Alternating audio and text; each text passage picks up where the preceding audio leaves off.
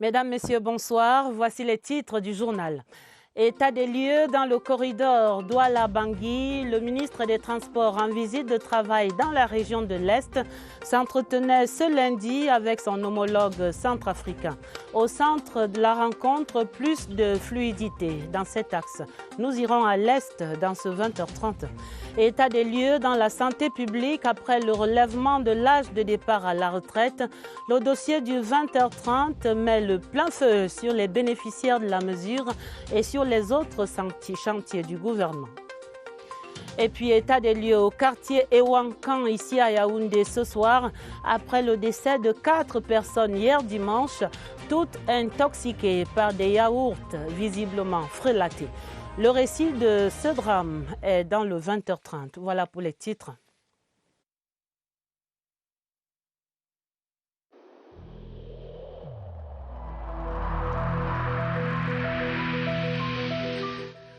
Il est essentiel que les mesures qui ont été indiquées soient absolument respectées par chacun de nous. Lavez-vous régulièrement les mains à l'eau et au savon ou à l'aide d'un gel hydroalcoolique. Restez à au moins 1 mètre de distance des autres personnes, surtout si elles toussent, éternuent ou ont de la fièvre. Si vous avez de la fièvre, de la toux ou des difficultés à respirer, consultez un médecin.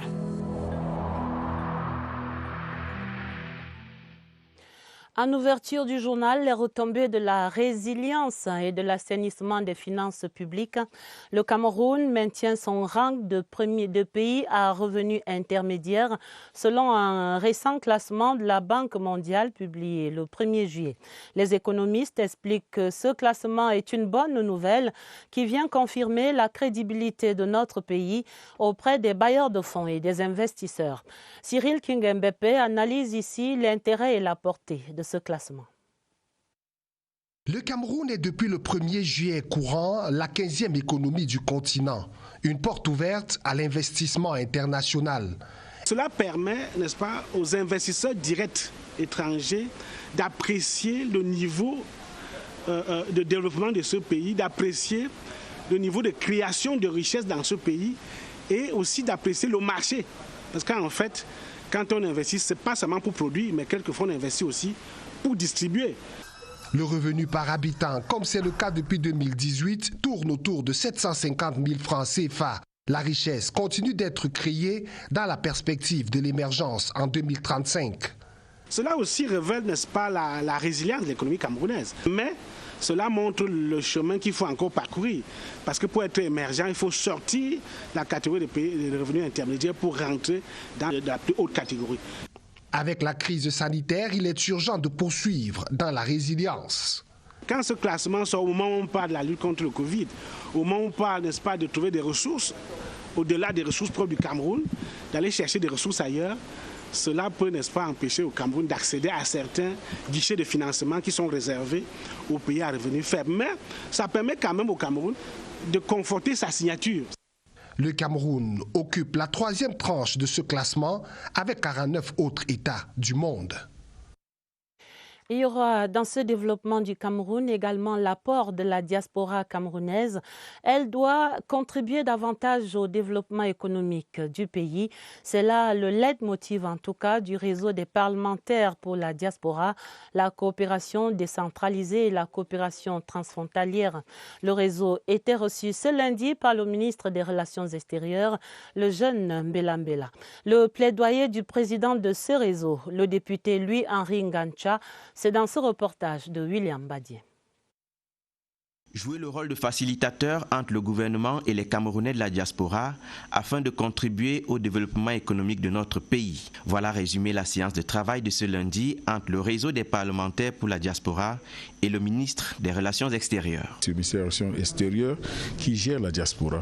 Donc nous sommes venus voir le ministre pour nous présenter à lui offrir nos services d'accompagnement parce que nous voulons être facilitateur entre la diaspora et le gouvernement. La démarche de ce réseau des parlementaires pour la diaspora, de la coopération décentralisée et la coopération transfrontalière s'inscrit dans le rôle d'accompagnement du gouvernement dans ses missions. Notre objectif, c'est de pouvoir toucher tous les Camerounais, tous les enfants de ce pays, parce qu'il est tout à fait normal que le pays puisse profiter de l'immense talent de ces enfants de l'extérieur. Tous ont vocation à apporter leur contribution pour le développement du Cameroun, tous sans aucune exception. Là, nous sommes dans le rôle d'accompagnement du gouvernement. Ceci n'est qu'un premier contact entre le réseau des parlementaires de la diaspora et le ministère des Relations extérieures. Les échanges vont d'ailleurs se multiplier pour l'atteinte de leur mission commune. Nous restons avec vous, William, au ministère des Relations extérieures pour faire plus ample connaissance avec Madame la secrétaire générale récemment nommée par le chef de l'État. Elle s'appelle Cécile Mbala Eyenga. Elle est la première dame à occuper ce poste. Et en l'installant ce lundi, le ministre Lejeune Belambela lui a prescrit rigueur et professionnalisme pour accompagner le rayonnement de la diplomatie camerounaise. William Badier, une fois de plus. Ambiance de grand jour ce lundi à l'esplanade du ministère des Relations extérieures. Plusieurs membres du gouvernement, diplomates, parents, amis et connaissances prenaient part à la cérémonie d'installation de Madame Cécile Mbala Eyenga au poste de secrétaire général du ministère des Relations extérieures. J'éprouve le sentiment de reconnaissance vis-à-vis de l'Éternel Dieu Tout-Puissant qui m'a accompagné jusqu'à ce jour. La deuxième personne que j'aimerais remercier, c'est son Excellence, Monsieur le Président de la République, qui a bien voulu placer la confiance en moi. C'est d'autant plus que je suis la première femme à occuper ce poste. Cela traduit, n'est-ce pas, l'engagement qu'il a pris lorsqu'il prêtait serment de promouvoir les femmes. Âgée de 55 ans, Cécile Mbala Eyenga cumule une longue et riche expérience professionnelle. Titulaire d'un doctorat en relations internationales, elle a le profil de l'emploi. Les chantiers prioritaires, c'est déjà peut-être d'asseoir, n'est-ce pas, la place de la femme. Le ministère est déjà dynamique, il est dynamique, mais on redynamisera encore plus. La priorité aussi, quelque chose de très important, ce sera de booster la coopération. L'installant à ses fonctions, le ministre des Relations extérieures lui a prescrit rigueur et professionnalisme. Installation également ce lundi du nouveau secrétaire général au ministère de l'Éducation de base. Et pour présider cette cérémonie, le ministre Laurent Serge Toundingwa était en compagnie de 4 autres membres du gouvernement. Christelle Fouda. Des enseignements secondaires à l'éducation de base, Daniel Adam Soyono vient de franchir le pas. C'est désormais lui, le secrétaire général du ministère de l'Éducation de base. Sa principale mission, veiller à la cohérence administrative entre les services centraux et déconcentrés. Monsieur le secrétaire général, vous devrez veiller sur la marche de 19 617 écoles disséminées de part et d'autre du territoire national.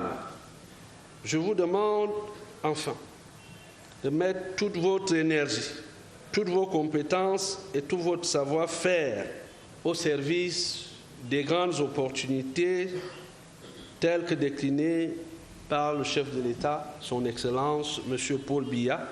Pétri d'expérience, Daniel Adam Soyono, précédemment secrétaire général par intérim du ministère des Enseignements secondaires, mesure l'ampleur de la tâche à lui confier.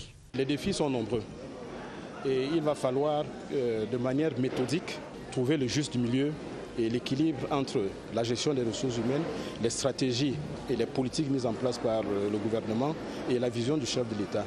Âgé de 48 ans, marié et père de 7 enfants, ce diplômé, major au cycle 1 et 2 de l'école normale supérieure de Yaoundé, est originaire du département de l'Anvila, région du Sud. Deuxième séquence, s'il vous plaît.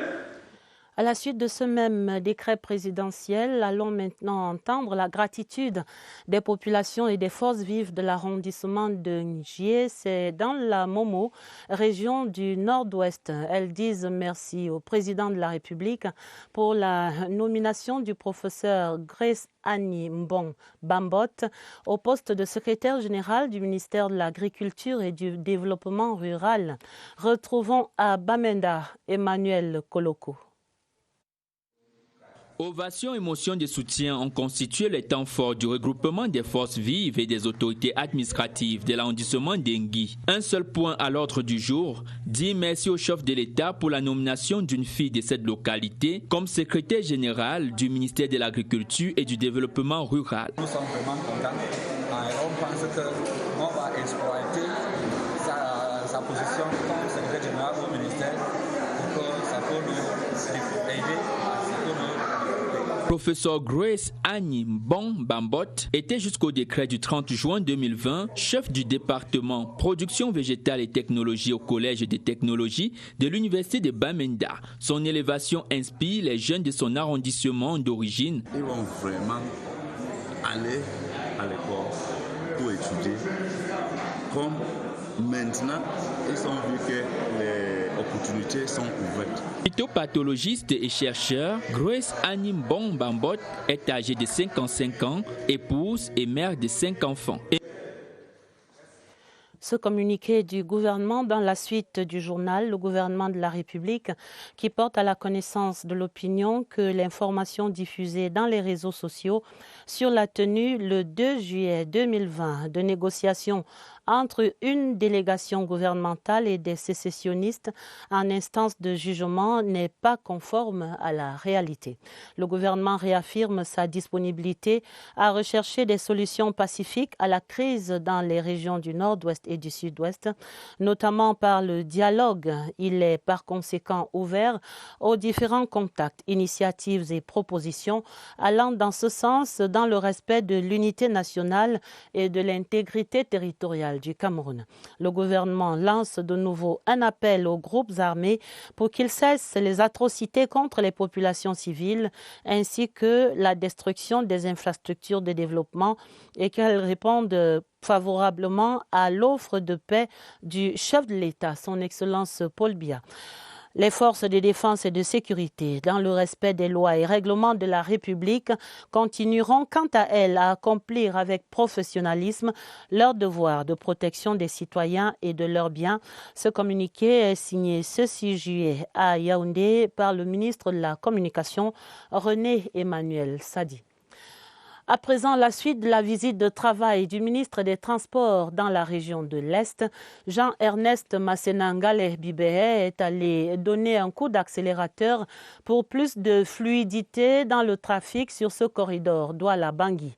Ce lundi, les entretiens avec le ministre centrafricain des Transports et de l'Aviation ont permis de lever les quelques verrous qui persistaient encore. L'envoyé spécial la CRTV à l'Est est Étienne Pascal Azeg. Le point de stationnement des transporteurs d'Awaï est la première étape de la visite de travail du ministre des Transports sur le corridor Douala-Bangui. Une escale qui a permis à Jean-Ernest Masséna-Ngalé Bibéhé, qu'assiste le coordonnateur du bureau de gestion du fret terrestre, de toucher du doigt la réalité de l'activité des transporteurs et des chauffeurs. Pour nous, la descente sur le corridor que vient d'effectuer monsieur le ministre des Transports est à plus d'un titre salvatrice. Cette descente-là nous permettra à nous-mêmes de lui dire clairement et de vive voix tout ce que nous avons comme préoccupation. La délégation du ministre des Transports est accueillie à Bonis par le gouverneur de la région de l'Est, Grégoire Mvongo, et son état-major. Le patron des transports fera par la suite le tour du propriétaire au poste de facilitation du bureau de gestion du fret terrestre. Cette mission s'inscrit dans la continuité des facilités qui ont été mises en place par les deux chefs d'État, c'est-à-dire le chef d'État camerounais et le chef d'État centrafricain. Bonis, qui est ainsi l'avant-dernière étape de la visite de travail qu'effectue le ministre des Transports dans la région du Soleil Levant, dont le but est d'assurer la fluidité des opérations de trafic des marchandises et des transits entre le Cameroun et la République centrafricaine.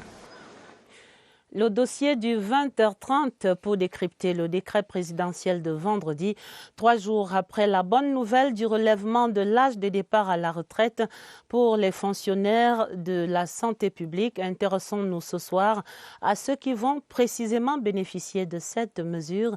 La première vague est ici constituée des fonctionnaires des catégories A et B et des contractuels qui sont au seuil de la retraite, dont le nombre est estimé à quelques 260 personnels.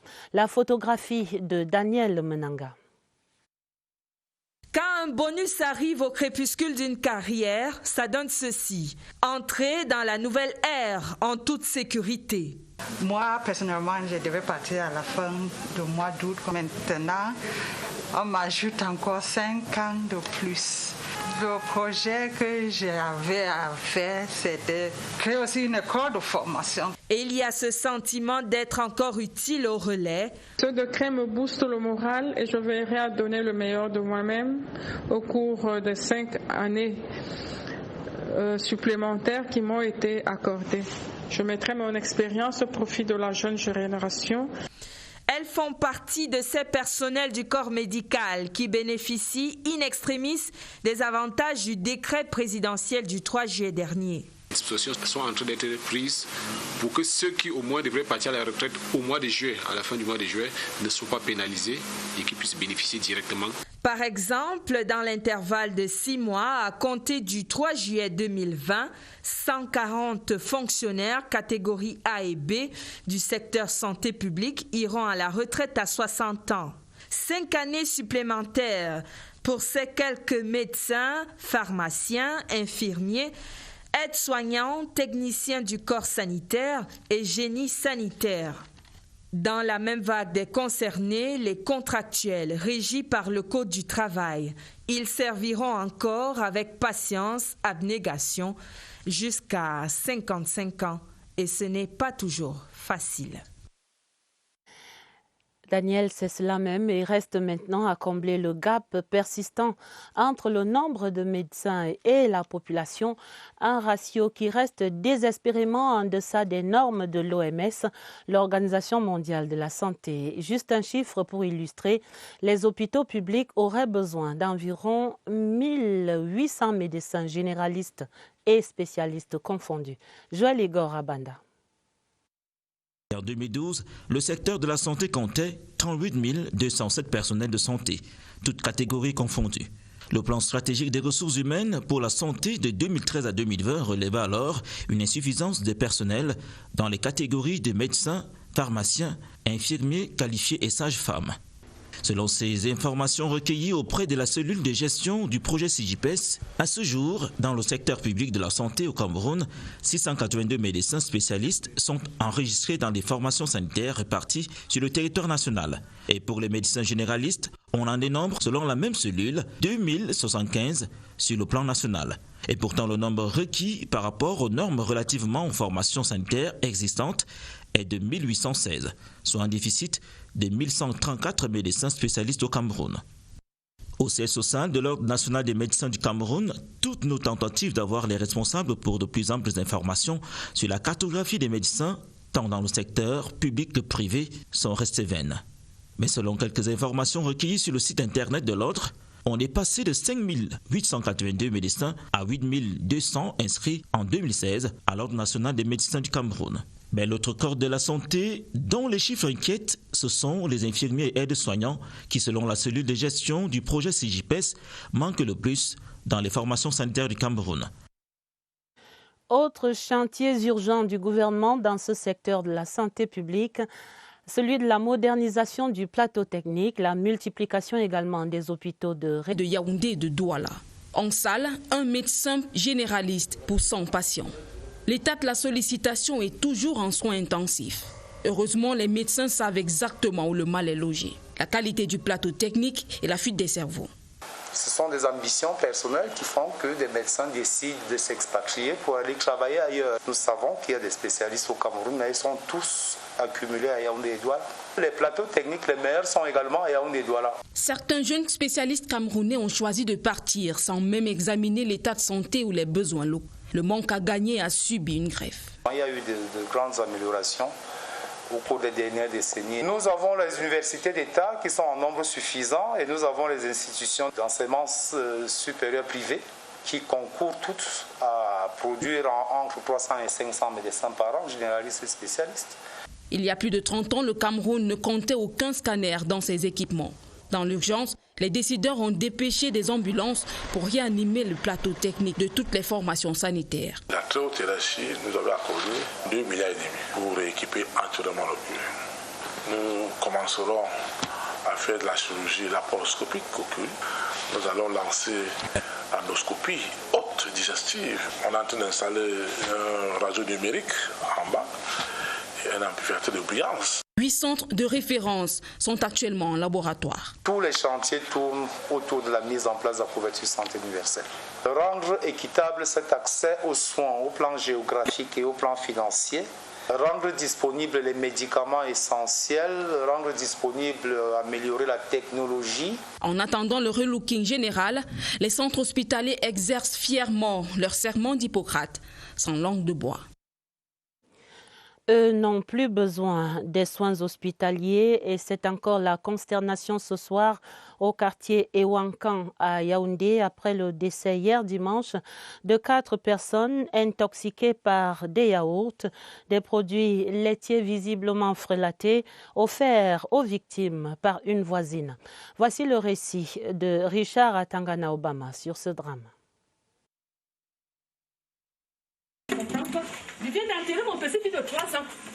Un dimanche triste, un matin noir dans une mini-cité au quartier Ewankan dans l'arrondissement de Yaoundé 4e. Les populations sont sans voix face à la mort subite de leurs 4 voisins. D'après le témoignage, tout est parti d'un incendie déclaré dans la nuit dans un appartement en absence des occupants. Et le feu est vite maîtrisé par les voisins. Arrivés au petit matin, Annie et Nadine, puisqu'il s'agit d'elles, sont surprises par les dégâts. Elles sont assistées et secourues par leurs voisins. Après l'incendie de la veille, on est allé secourir les voisines. Après le secours, il était question de faire un peu de propreté, d'évacuer les déchets qui étaient dans la maison. Après avoir évacué, on s'est retiré. Chacun était un peu dans son coin. Les voisines les plus proches, les femmes, se sont mises à laver ce qui était plus sale. La cité s'est rassemblée, on a commencé à les aider à faire sortir des choses. C'est comme ça donc il y a une là qui s'appelle Nadine, la grande, la géante. Elle dit bon, en guise de remerciement, il y a les yaourts dans mon congélateur. Voici aussi une bouteille de vin rouge. Lavons les verres qu'on ne puissions boire. C'est comme ça qu'elle a partagé à toute la cité. Mais tout va vite tourner au vinaigre. Ça n'a même pas fait 15 minutes. Le plus petit a commencé à conduire. Ça m'a commencé à dire, ouais, elle a commencé à paniquer. Le temps de chercher la moto, à peine qu'elle soit partie, la voisine aussi, son fils aussi s'est mis à crier, hey, maman. Le temps de mettre sur la moto, je reviens à ma part, mon fils me dit seulement maman, c'est comme si elle était tombée, maman, je ne te vois plus, tu es où? C'est comme ça qu'il est parti des mois très maman. Mon voisin qui est, je peux dire, même âge que moi, on avait à passer du temps, peut-être 1h30. Lui, il recommence aussi à ressentir, il va aux toilettes. Quand il revient, on lui demande qu'est-ce qui ne va pas. Il n'a même pas pu parler, il a monté du doigt que ça ne va pas, le ventre tourne. C'est comme ça qu'il va à l'hôpital, il est décédé. Sur le carreau, 4 morts et 2 victimes en soins intensifs. Les présumés sont arrêtés et placés en garde à vue à la gendarmerie de Nkomo. Les enquêtes sont ouvertes.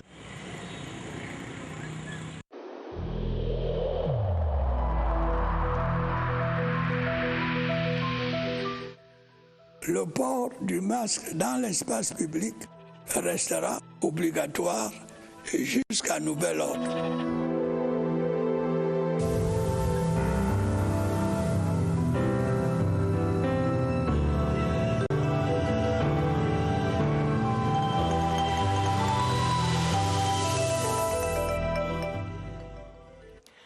Arrêtons-nous donc quelques instants dans ce journal au centre des opérations d'urgence de santé publique, ici au quartier Messa. Allons-y jeter un coup d'œil sur le tableau de bord de l'évolution de la pandémie du coronavirus. Ça fait 120 jours exactement après le début de cette riposte nationale contre la pandémie et le bilan affiche ce soir un chiffre 11 525 patients guéris du Covid-19 pour 359 décès. Deuxième chiffre donc, des chiffres qui étaient dévoilés ce soir au terme du point de presse quotidien ce lundi. Au QG de Messa, nous retrouvons pour d'autres précisions et d'autres informations notre correspondant déjà visible sur mon écran de repérage. Bonsoir Évariste Eyenga. Quelles autres nouvelles ce soir à Messa? Bonsoir Évariste Eyenga. Quelles autres nouvelles ce soir? Bonsoir Adèle. Tous les compteurs du tableau de bord Covid-19 affichent ce soir, ce lundi, est la fin du 4e mois du début de la riposte contre cette pandémie à ce jour et donc 120 jours tels que vous l'avez indiqué, des chiffres. Il y en voici donc qui indiquent le chemin parcouru. Cas positifs, total 14 916, total des patients guéris 11 525, les cas actifs, il y en a 3 391 et les décès 359. L'orateur de ce soir, lors du point de presse, était le docteur Etounibala qui représentait le ministre de la Santé publique, le médecin gestionnaire de l'incident, a une fois encore remercié le président de la République après les textes de vendredi dernier portant prorogation de l'âge de départ à la retraite des personnels de santé et des personnels paramédicaux. D'après lui, avant-hier, il s'agissait des lions indomptables pour leur bravoure. Hier, il s'agissait de l'armée pour les mêmes raisons. Et aujourd'hui, c'est le personnel de la santé, je cite, qui est en haut. Ce soir, je reçois Isidore Ekobo, il est président du comité de santé du district de Djungolo. Bonsoir. Bonsoir, avec vous, on va parler de la gestion du Covid-19 dans la communauté. Dites, que font les comités de veille au quotidien dans les communautés? Le comité de veille, comme leur nom l'indique, c'est pour veiller justement sur les cas suspects de Covid dans la communauté. Les cas de décès dans la communauté aussi, que ces comités doivent normalement nous les informer tous les jours. Ces comités normalement sont composés de chefs traditionnels, des délégués de santé, des leaders d'église et ensuite des praticiens. Alors leur fonctionnement est quotidien. Ils doivent normalement dans la communauté chercher les cas suspects. Maintenant, aller dans les ménages, déjà sensibilisés. Maintenant, aller dans les gares routières, aller dans les églises. Et déjà, j'aimerais aussi remercier tous les prêtres, déjà qui nous ont offert les antennes, les espaces pendant les cultes. Mais j'aimerais aussi remercier les imams. J'aimerais remercier... J'en venais justement, Isidore, pour vous demander quel est le degré d'implication des leaders traditionnels et religieux. Dans mon district déjà, qui couvre des arrondissements qui sont Yaoundé 1 et Yaoundé 5, j'aimerais déjà vous dire que tous les leaders traditionnels vraiment sont impliqués dans la lutte contre le Covid-19.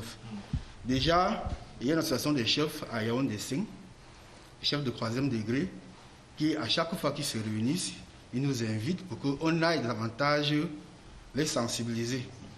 Et aussi, au niveau de Yaoundé 1er, déjà, le comité de veille porte déjà les fruits, parce que dernièrement, on nous a déjà signalé des cas de décès dans les communautés et où nous sommes allés investiguer. Maintenant, il y a eu par la suite des cas de Covid confirmés dans cette communauté. Alors, j'aimerais aussi remercier le gouvernement qui nous accompagne tous les jours à travers nos partenaires Action contre la faim, qui nous donne un appui technique dans la formation de ces leaders et maintenant dans la supervision aussi des activités. Merci, on va s'arrêter là. On a bien entendu tout ce que vous menez comme activité pour accompagner les opérations médicales. Je recevais donc ce soir Isidore Ekobo, président du comité de santé du district de Djungolo. Avec lui, on a parlé de la gestion du Covid dans les communautés. Demain, on vous donne un autre rendez-vous. Ce sera cette fois-là, Adèle, pour parler de la surveillance transfrontalière. À vous le plateau. Merci Évariste, merci au docteur Isidore Ekobo. Rendez-vous noté donc pour demain, Évariste.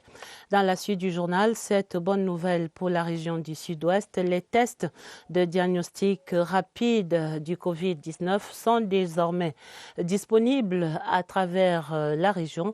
Les populations peuvent donc obtenir les résultats en 15 minutes seulement. Nous allons sur place à Boya retrouver Stéphane Tala pour la confirmation.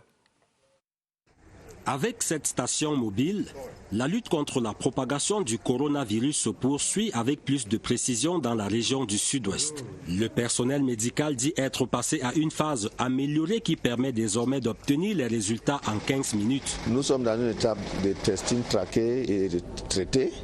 Et c'est pour cela que nous sommes là avec notre équipe mobile de dépistage, donc les gens puissent se tester librement et puis connaissent les statuts. Les opérations sont déjà effectives et s'ouvrent à toute personne désireuse de connaître si elle est porteuse du Covid-19 ou pas. C'est quelque chose qui se fait dans toute confidentialité, même les passants, même les clients qui sont ici, qui n'ont jamais fait le test de Covid.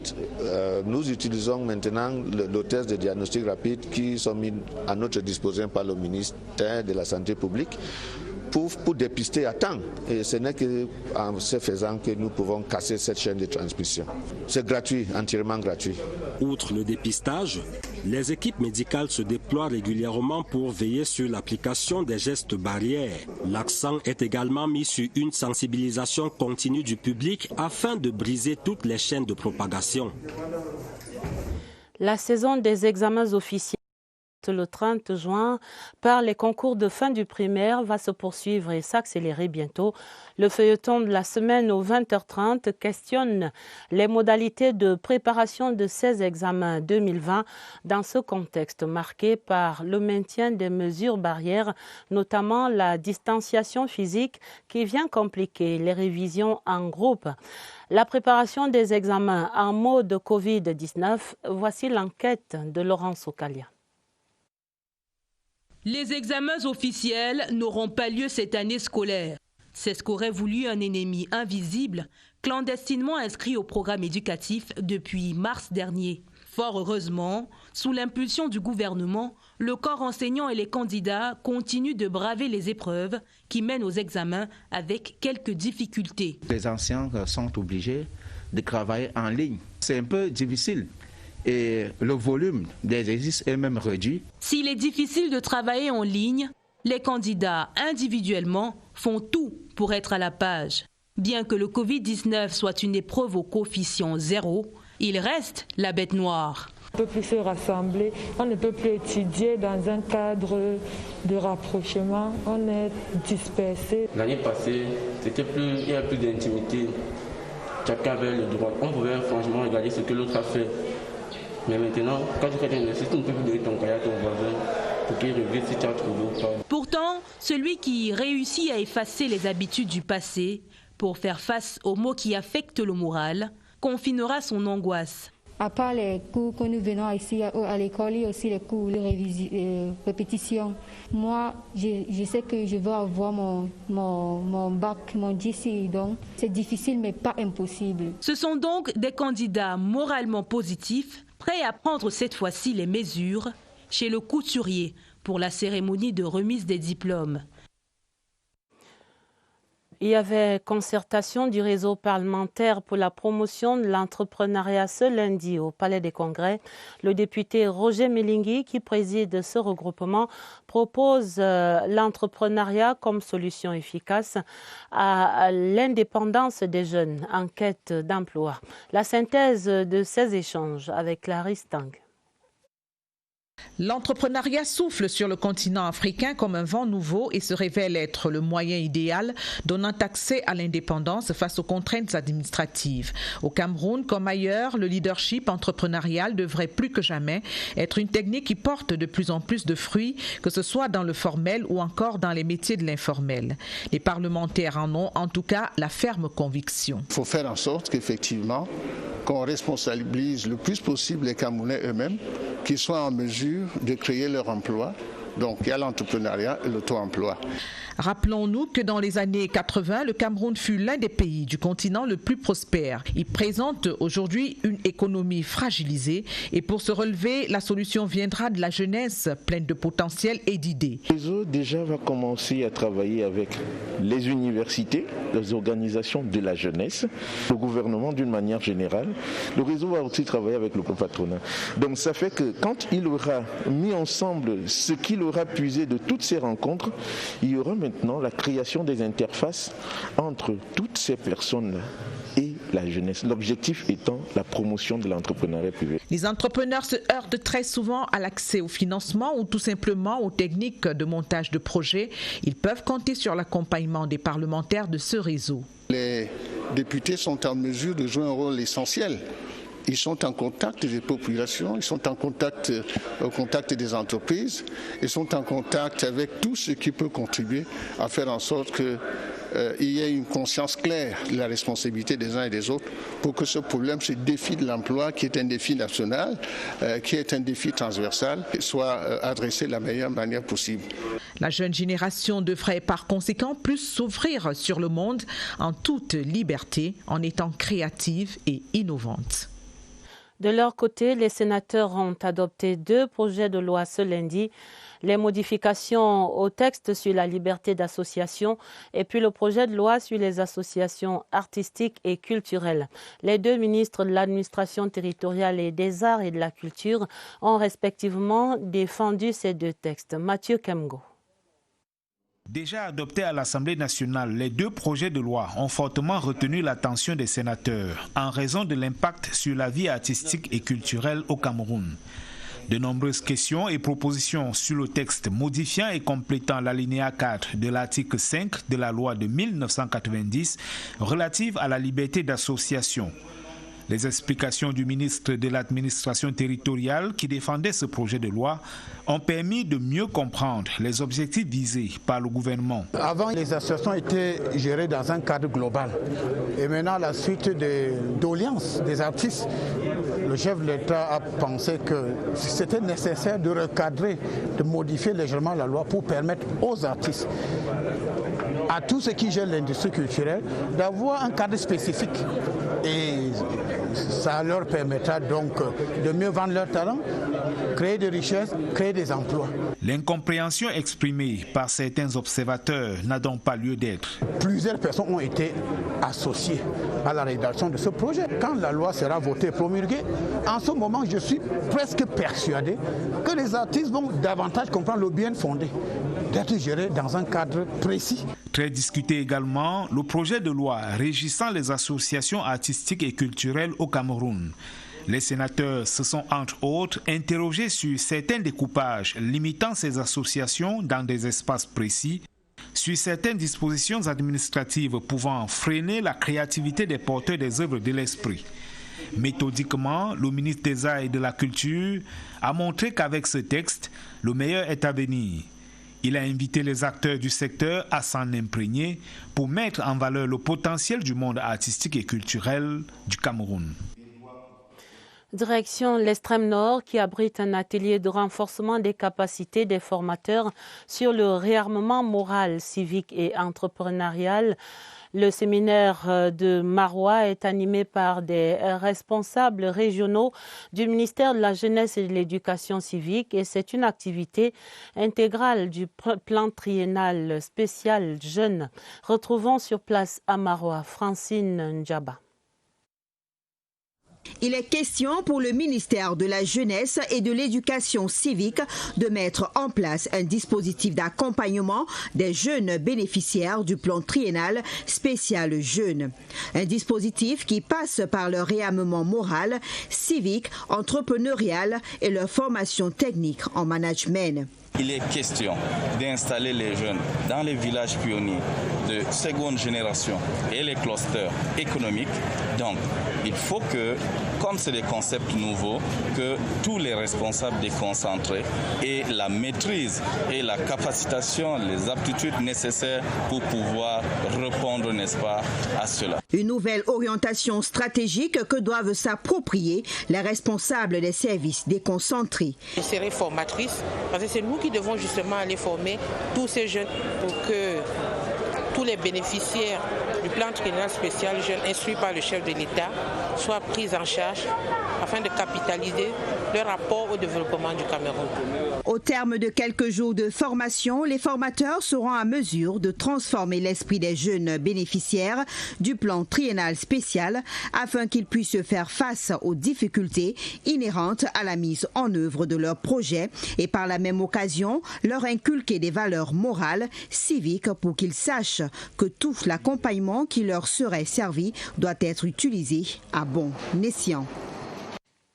Le plan triennal jeune, également en déploiement dans la région de l'Ouest.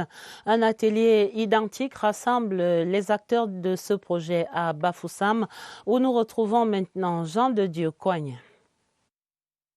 L'emploi et l'insertion socio-économique des jeunes restent une préoccupation gouvernementale.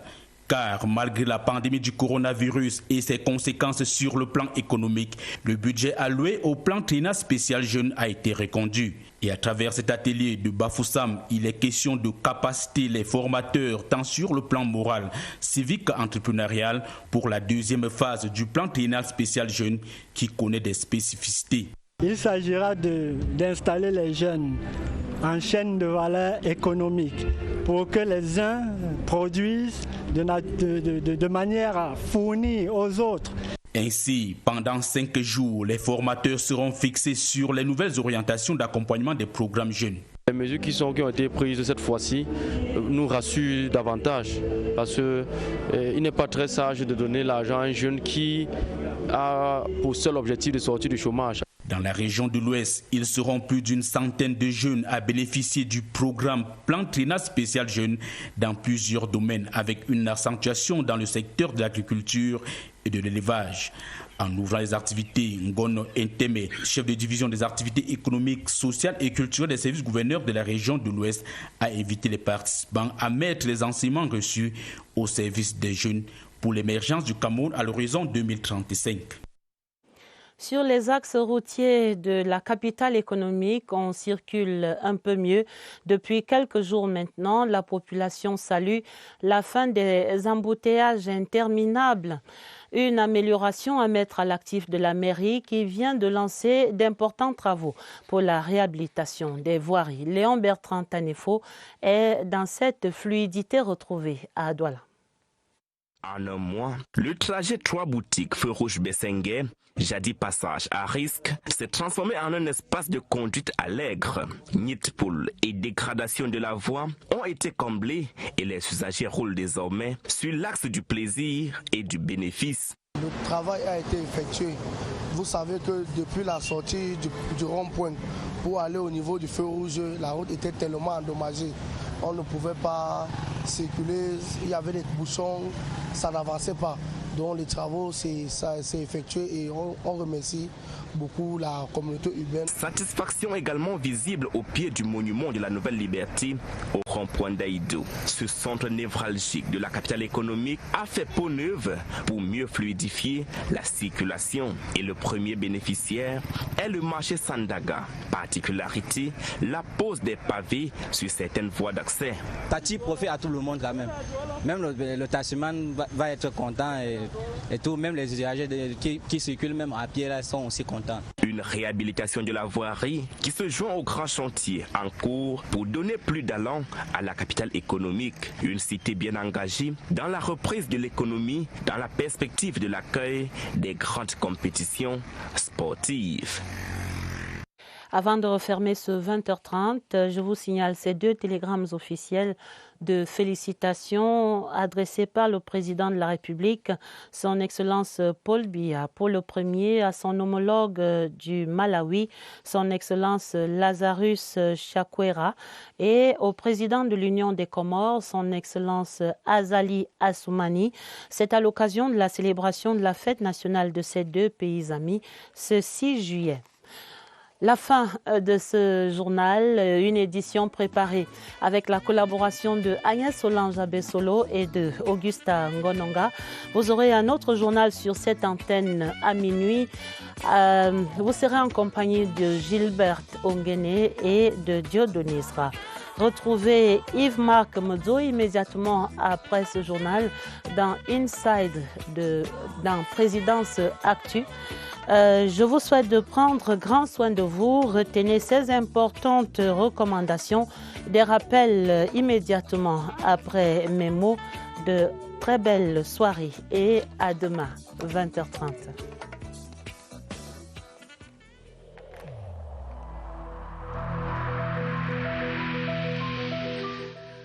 Évitons de stigmatiser ceux qui sont atteints par la maladie.